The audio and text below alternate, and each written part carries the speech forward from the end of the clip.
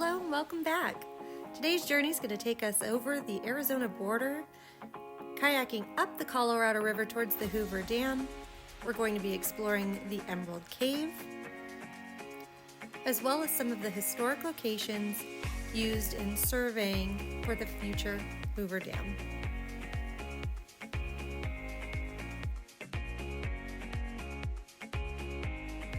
Come join us on this adventure as we explore Willow Beach.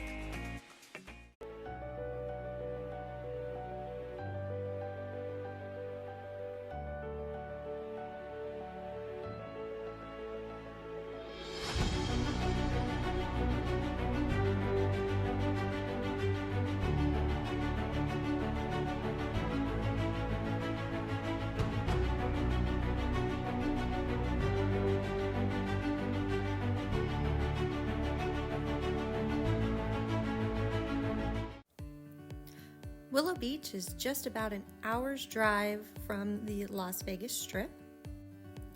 You'll take the 215 to the 11, cross over the Pat Tillman O'Callahan Bridge, over the state line, and into Arizona. From here, you'll make a left at the Willow Beach exit, and you'll come upon a guard station. If the guard station is occupied, then you will have to pay the entrance fee.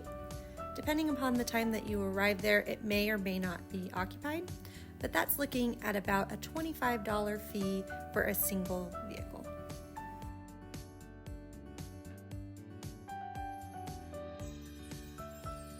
Once you have your permit, you'll continue down a paved path to Willow Beach. The pavement is varying and can be very bumpy if you do have a boat.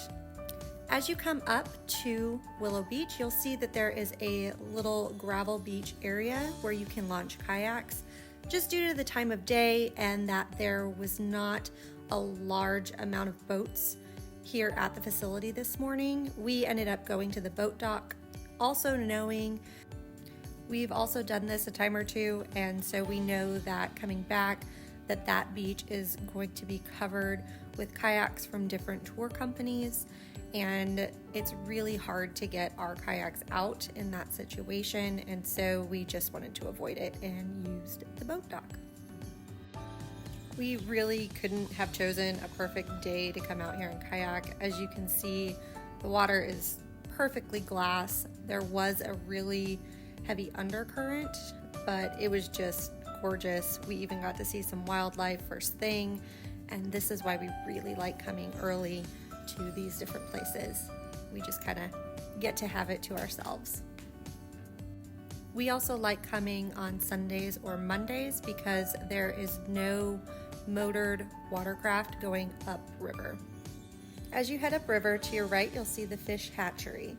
They focus on keeping the bone-tailed chub and razorback suckerfish from extinction. They also raise trout for stock.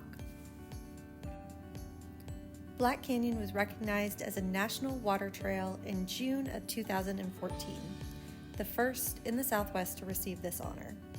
The water stays about 53 degrees year-round from the Hoover Dam, and life vests are required by all paddlers. As you continue, you'll run into our first historic location, the Gage home site. This location was picked back in 1931 and collected data from 1935 to 1939. It's a National Register of Historic Places. As you follow along, you can actually see the trail that they walked from the home site to the gauging station while you kayak. We continued our journey up the Black Canyon on the Colorado River. There was a very strong undercurrent coming down from the Hoover Dam, which for myself makes my arms very tired to paddle against. Thankfully, I have a wonderful tow guy that will help me out when my arms get tired. So Tyler, tell us about your two different shoes. It's called fashion. It's called fashion?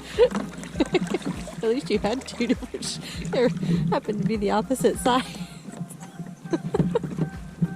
That was luck, not just fashion. Hey, you set me adrift. It's not nice.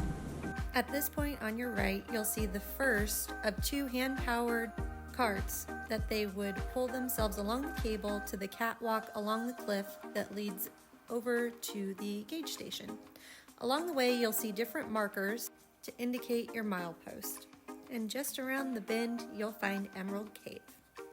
It is a sight to see, and I highly recommend kayaking to this point. It's beautiful, and the water is just super clear and calm within the cave. This is another reason why we like getting here early, is so we can have the cave to ourselves. It's a nice spot to come in and just relax for a moment without having to deal with the undercurrent coming from the dam. If you do come later, like I said, there are tour companies that come upstream to this point, and this is the photo opportunity for those tours, so you don't get to just spend as much time as you want in the cave. The cave itself is about 2 miles up from where we launched the kayaks at Willow Beach.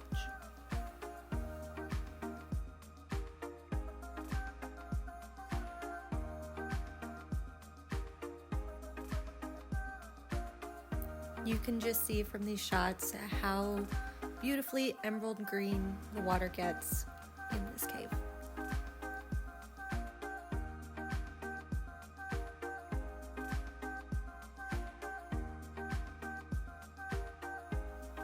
It's here that we decided to stop for breakfast, which was a trusted peanut butter and jelly sandwich. Kayaking for 2 miles definitely wipes you out, and you need some fuel. I, of course, take forever to eat, so Tyler continued to go explore a little bit while I sat in the cave to finish my sandwich, because again, the undercurrent isn't really there, and so I can actually eat in peace. From there, we continued on upriver to the actual gauging station, which is not very far from the Emerald Cave itself.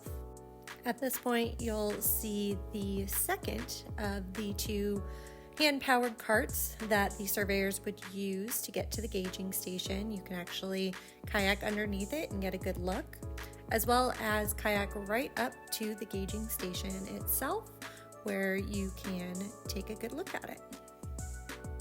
Just fun seeing a bit of history and knowing that when they were actually surveying here in Black Canyon along the Colorado River, that the river was not this smooth when they were here, and it was actually very rough waters that they were having to go over to get to the gauging station to take all of their data points.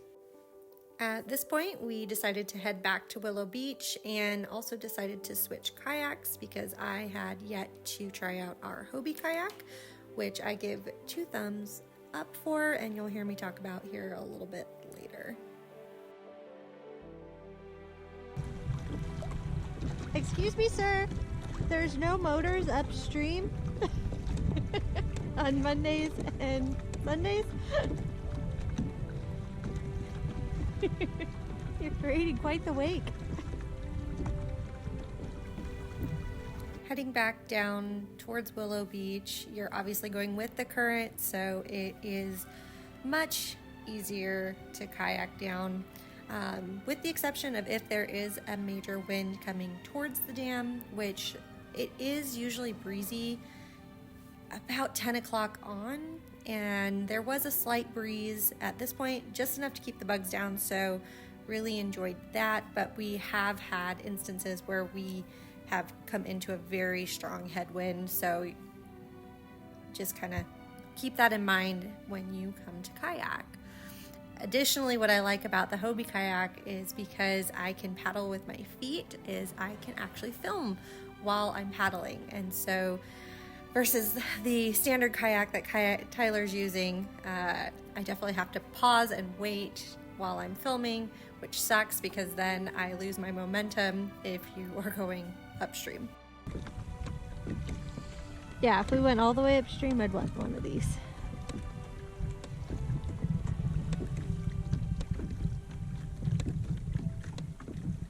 But the nice thing is then if your legs get tired, you can still paddle, you know, versus your arms get tired in that one.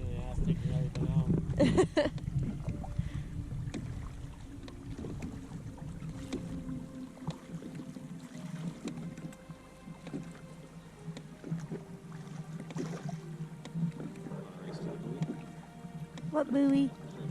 That buoy? Okay.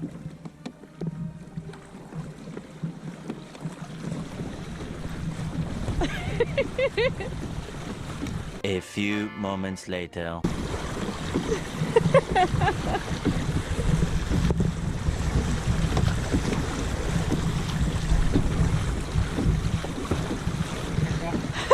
My legs are like pillow. We're pretty evenly matched though.